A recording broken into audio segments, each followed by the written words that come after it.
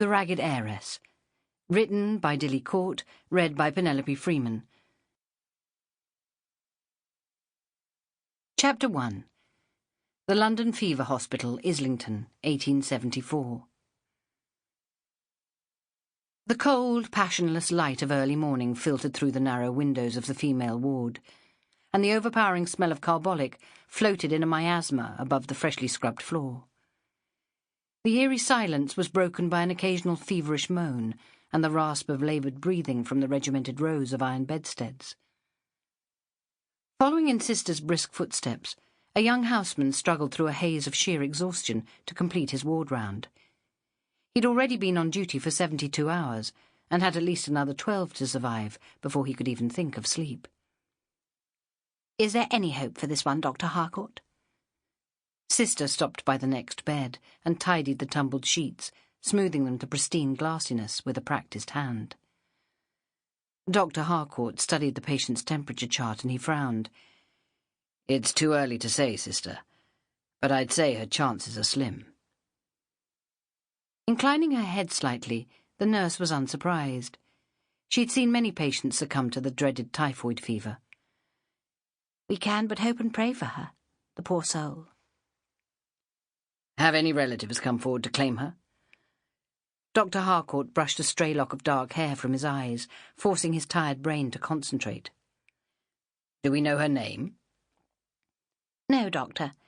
There were few survivors from the sunken vessel, and she was only wearing her nightclothes when she was taken to Bart's. They said that there was nothing about her person which would identify her." "All alone in the world," he murmured. "That is sad indeed." He lifted the girl's wrist, examining the palm as he took her pulse. "This is not the hand of a working woman. I'd say this girl has never done a hard day's work in her short life." Gently he laid the limp hand back on the coverlet, and he suppressed a sigh. It was difficult to remain detached and professional when faced with such a tragedy. He had 3 sisters of his own, the youngest of whom was probably the same age as this survivor of a collision on the river in which more than 50 souls were known to have perished.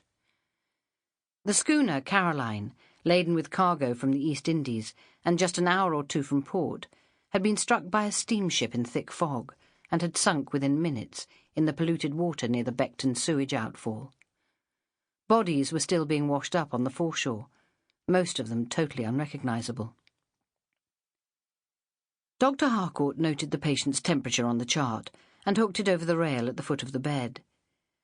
Slowly he dragged his scattered thoughts back to the present, but as he observed the outline of the girl's emaciated body beneath the covers, he could not help being affected by how pathetically small and vulnerable she looked.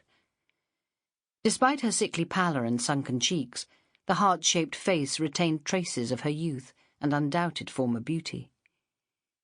He glanced at the nurse's rigidly controlled expression, noting with some surprise that her lips were moving as if in prayer.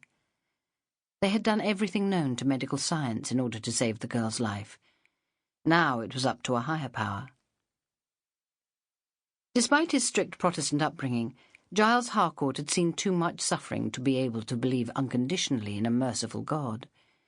Even so, he too offered up a silent prayer for the girl.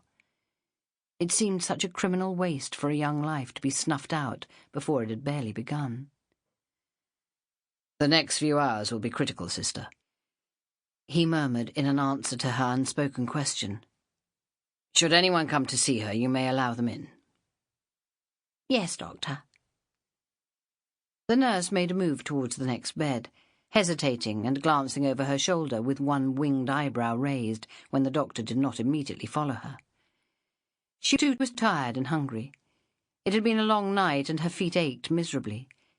She yearned for the relative peace and quiet of the tiny ward kitchen where she could enjoy a refreshing cup of hot, sweet tea and a slice of buttered toast.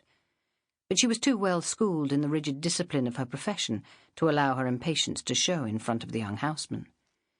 She was, after all, just a nurse, and must always defer to the superior intellect of the male physicians, even the junior doctors, like this pale-faced young man, who looked as though he was going to collapse at any moment.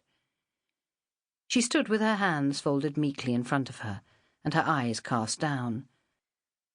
But in her Sample complete. Ready to continue?